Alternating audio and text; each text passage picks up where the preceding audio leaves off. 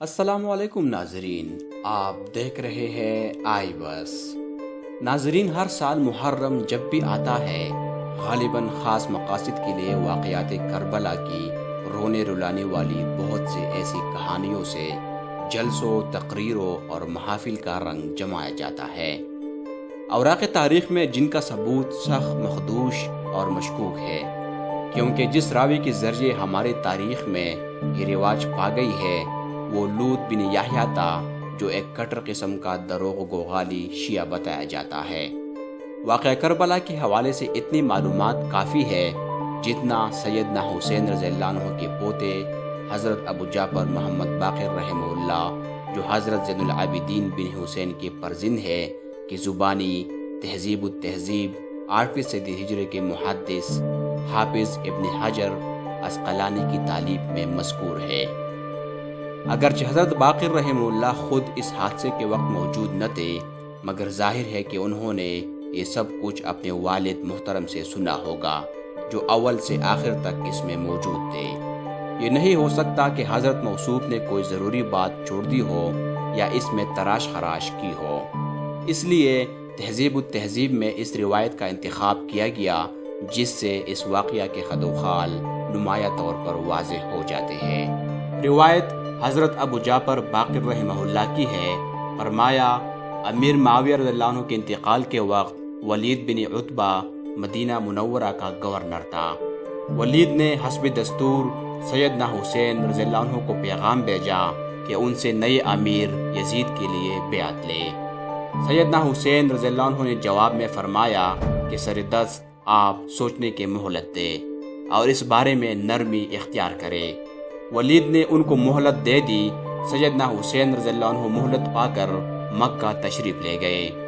درے اثنا جب کوفہ والوں کو اس کا پتہ چلا کہ حضرت تو مکہ پہنچ گئے ہیں، تو انہوں نے اپنے قاصد حسین رضی اللہ عنہ کی خدمت میں روانہ کیے اور ان سے درخواست کی کہ آپ کوفہ تشریف لے آئے، ہم اب آپ ہی کے ہو گئے ہیں، ہم لوگ یزید کے بیعت سے منحرف ہیں، ہم نے گورنر کوفہ کے پیچھے جمعہ پڑھنا بھی چھوڑ دیا ہے۔ اس وقت نعمان بن بشیر انصاری یزید کی طرف سے کوفہ کے گورنر تھے۔ جب کوفہ کی طرف سے اس قسم کے درخواستیں آئے تو حسین رضی اللہ عنہ نے اپنے چچیرے بھائی مسلم بن عقیل کو کوفہ بھیجنے کا پروگرام بنایا تاکہ وہ کوفہ جائے اور وہاں جا کر صورتحال کا جائزہ لے۔ اگر اہل کوفہ کے بیانات صحیح ہو تو خود بھی کوفہ پہنچ جائیں گے۔ حضرت مسلم بن عقیل مکہ مکرمہ سے پہلے مدینہ منورہ پہنچے۔ وہاں راستے کی رہنمائی کے لیے 2 آدمی ساتھ لیے اور کوفہ کی طرف روانہ ہو گئے۔ جس راستے سے وہ لے گئے اس میں ایک ایسا میدان آ گیا جس میں پانی نہ ملنے کے سبب پیاس سے دوچار ہو گئے، چنانچہ اسی جگہ ایک رہنما انتقال کر گیا۔ اس صورتحال کے پیش آنے پر حضرت مسلم نے حسین رضی اللہ عنہ کو ایک خط لکھ کر کوفہ جانے سے معذرت چاہی، لیکن حسین رضی اللہ عنہ نے معذرت قبول کرنے سے انکار کیا اور لکھا آپ ضرور کوفہ جائے۔ چنانچہ حضرت مسلم کوفہ کی طرف چل دیے۔ وہاں پہنچ کر ایک اوسجہ نامی شخص کے گھر قیام فرمایا۔ جب اہل کوفہ میں حضرت مسلم کی تشریف آوری کا چرچا ہوا تو وہ خفیہ طور پر ان کے ہاں پہنچے اور ان کے ہاتھ پر حسین رضی اللہ عنہ کے لیے بیعت کر لی۔ درے اثنا یزید کے ایک کارندے عبداللہ بن مسلم کو اس کا پتہ چلا تو اس نے ساری کارروائی کی اطلاع گورنر کوفہ نعمان بن بشیر کو دے دی اور ساتھ ہی کہا یا تو آپ واقعتاً کمزور ہے یا کوفہ والوں نے آپ کو کمزور سمجھ رکھا ہے۔ اس پر نعمان نے فرمایا کہ میری ایسی کمزوری جو اطاعت الہی کے موافق ہو وہ مجھے اس قوت و طاقت سے زیادہ پسند ہے جو اس کی معصیت میں ہو۔ مجھ سے یہ نہیں ہو سکتا کہ جس امر پر اللہ نے پردہ ڈال رکھا ہے خامخواہ اس پردے کو فاش کر دوں۔ اس پر یہ سارا ماجرا عبداللہ نے یزید کو لکھ کر بھیجا۔ یزید نے اپنے ایک آزاد کردہ غلام سرحون سے اس بارے میں مشورہ لیا۔ اس نے کہا اگر آپ کے والد زندہ ہوتے اور آپ کو کوئی مشورہ دیتے تو اسے قبول کرتے۔ یزید نے کہا ضرور۔ سرحون نے کہا تو پھر مشورہ یہ ہے کہ آپ کوفہ کے گورنری عبیداللہ بن زیاد کے سپرد کرے۔ ادھر صورتحال ایسی تھی کہ ان دنوں یزید عبیداللہ پر ناراض تھا اور بصرہ کے گورنری سے اس کو معزول کرنا چاہتا تھا، مگر سرحون کے مشورے پر اس نے اظہار پسندیدگی کرتے ہوئے بصرہ کے ساتھ کوفے کے گورنری پر بھی ابن زیاد کو نامزد کر دیا اور لکھ دیا، کوفہ پہنچ کر مسلم بن عقیل کو تلاش کرو، اگر مل جائے تو اس کو قتل کر دو۔ اس حکم کی بنا پر عبیداللہ ابن زیاد بصرہ کے چند سرکردہ لوگوں کے ہمراہ اس حالت میں کوفہ پہنچا کہ اس نے ڈانٹا باندھ رکھا تھا تاکہ اسے کوئی پہچان نہ سکے۔ وہ اہل کوفہ کے جس مجلس سے گزرتا اس پر سلام کہتا اور وہ سیدنا حسین رضی اللہ عنہ سمجھ کر وعلیکم السلام یا ابن رسول اللہ سے جواب دیتے۔ اسی طرح سلام کہتا اور جواب لیتا ہوا وہ قصر امارت پہنچ گیا۔ وہاں پہنچ کر اس نے اپنے ایک غلام کو 3000 درہم دیے اور کہا، تم جا کر اس شخص کا پتہ لگاؤ جو کوفے والوں سے بیعت لیتا ہے، لیکن دیکھو تم خود کو حمص کا باشندہ ظاہر کرنا اور کہنا کہ میں بیعت کے لیے آیا ہوں اور یہ رقم بھی پیش کرنا چاہتا ہوں تاکہ اپنے مشن کی تکمیل میں اس کو صرف کرے۔ چنانچہ اس نے ایسا ہی کیا اور اس شخص تک اس کی رسائی ہو گئی جو بیعت لینے کا اہتمام کرتا تھا۔ وہ اسے مسلم بن عقیل کے پاس لے گیا۔ مسلم نے اس سے بیعت لے لی اور رقم بھی قبول کر لی۔ غلام وہاں سے نکل کر سیدھا عبیداللہ ابن زیاد کے پاس پہنچا اور سب کچھ اسے بتلا دیا۔ حضرت مسلم عوزجہ کا گھر چھوڑ کر ہانی بن عروہ کے مکان چلے گئے اور حسین رضی اللہ عنہ کی خدمت میں لکھ بھیجا کہ 12,000 کی تعداد میں ہمارے لوگوں نے بیعت کر لی ہے، آپ کوفہ تشریف لے آئے۔ اور یہاں یہ ہوا کہ جب عبیداللہ کو پتہ چلا کہ مسلم بن عقیل ہانی کے مکان پر ہے تو اس نے ہانی کو حاضر ہونے کو کہا۔ ہانی ابن زیاد کے پاس پہنچے۔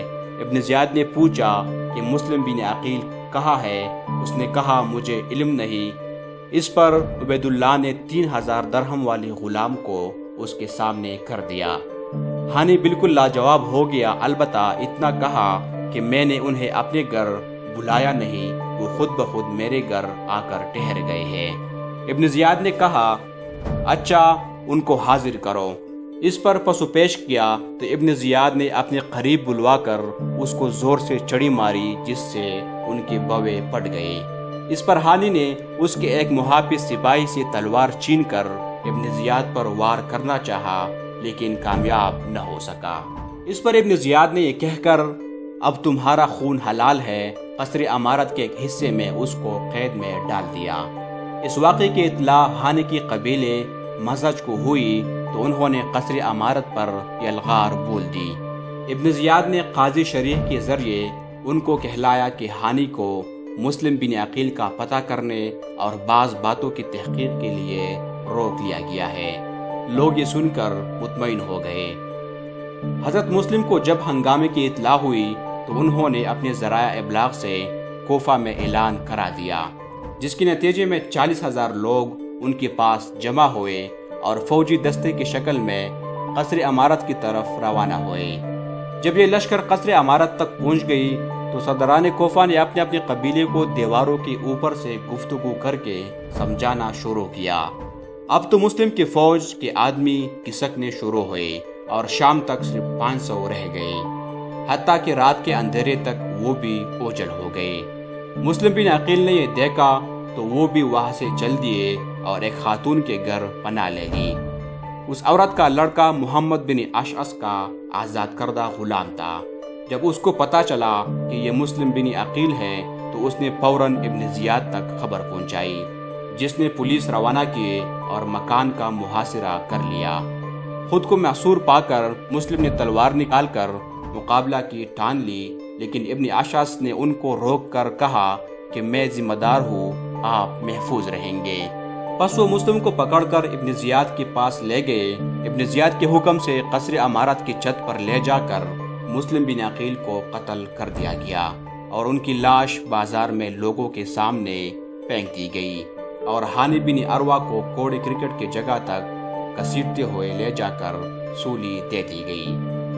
ادھر مسلم بن عقیل چونکہ خط لکھ چکے تھے کہ 12,000 اہل کوفہ نے بیعت کر لی ہے، حسین رضی اللہ عنہ جلد از جلد تشریف لے آئے۔ حسین رضی اللہ عنہ مکہ سے کوفہ کی طرف روانہ ہو گئے۔ آپ رضی اللہ عنہ قادسیہ سے صرف 3 میل کے فاصلے پر تھے کہ حر بن یزید تمیمی حسین رضی اللہ عنہ کے قافلے کو ملا۔